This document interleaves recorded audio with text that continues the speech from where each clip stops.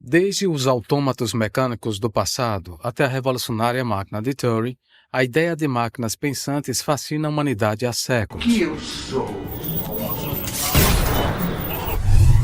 Alan Turing, ainda na década de 1950, propôs a ideia de que máquinas poderiam pensar. Antes tínhamos equipamentos feitos com válvulas, que ocupavam salas inteiras apenas para fazer meros cálculos de uma calculadora, que hoje em dia carregamos nas mãos. Eram componentes com corpo de vidro que aqueciam demasiadamente e demoravam a ficar no ponto de funcionamento ideal da máquina. Então surgiu o transistor, ocupando menos espaço e de partida de funcionamento imediata. Ele propiciou o surgimento dos circuitos integrados que, como o nome já diz, integravam diversos transistores em um só corpo, reduzindo drasticamente o espaço ocupado. Com essa inovação de hardware, possibilitou o enclausuramento de códigos cada vez maiores e sistemas cada vez mais rápidos e de aparência amigáveis, como os sistemas operacionais da Apple e da Microsoft. Nessa corrida tecnológica, cada vez mais aumentou a velocidade de processamento e a capacidade de armazenamento das máquinas, devido a uma contínua e incessante busca pelos fabricantes em ver quem mais conseguiria alcançar maiores patamares de velocidade na máquina computacional, propiciando códigos mais complexos e atingindo níveis jamais imaginados. Em meio a toda essa complexidade, veio a possibilidade do aperfeiçoamento de códigos, que simulam a inteligência humana, transformando a máquina em um ser cada vez mais próximo do seu objetivo. A habilidade de entender a fala humana, transcrevê-la para textos, a simulação da voz humana pela máquina e a capacidade de autoaprendizagem tornou-se cada vez mais presente, intensa e aperfeiçoada, criando robôs mais próximos da aparência do ser humano e do seu modo de agir.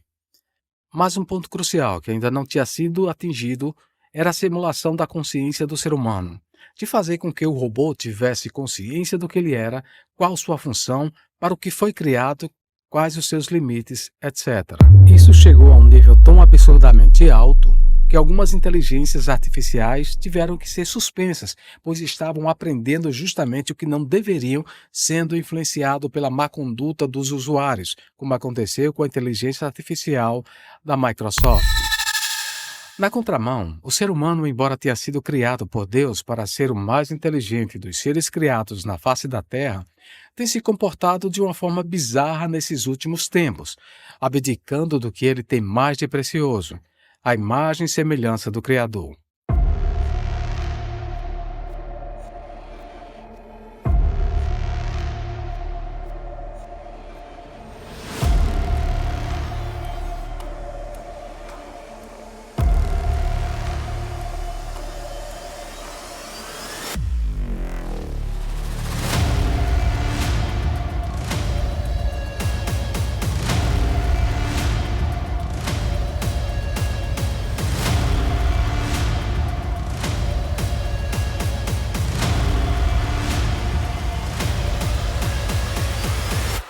Nesse avanço tecnológico e declínio humano, abrem-se mais portas para que seres caídos interfiram no objetivo do Criador, fazendo muitos acreditarem em uma expressão que eu particularmente já não suporto ouvir de tanto que repete como um mantra, que vivemos em uma Matrix, no sentido de sermos apenas uma simulação.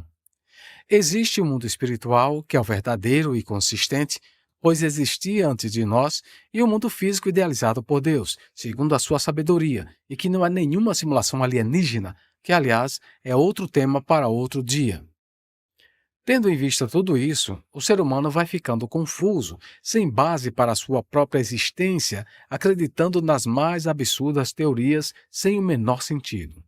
Pensa-se em clonar pessoas, não apenas o corpo, que, aliás, já conseguiram com animais anteriormente, mas também clonar sua personalidade, na tentativa de fazê-lo imortal, mas esquecendo ou jamais sabendo que o homem é mais do que um corpo material atingível, mas também é um ser espiritual, inatingível pelo homem, com seus propósitos de supremo controle da criação divina, através da sua ciência.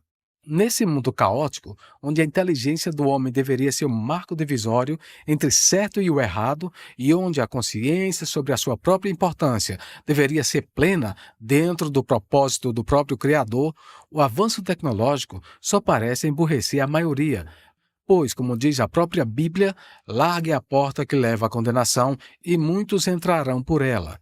Então, também nesse contexto, seguir a maioria não é a melhor escolha.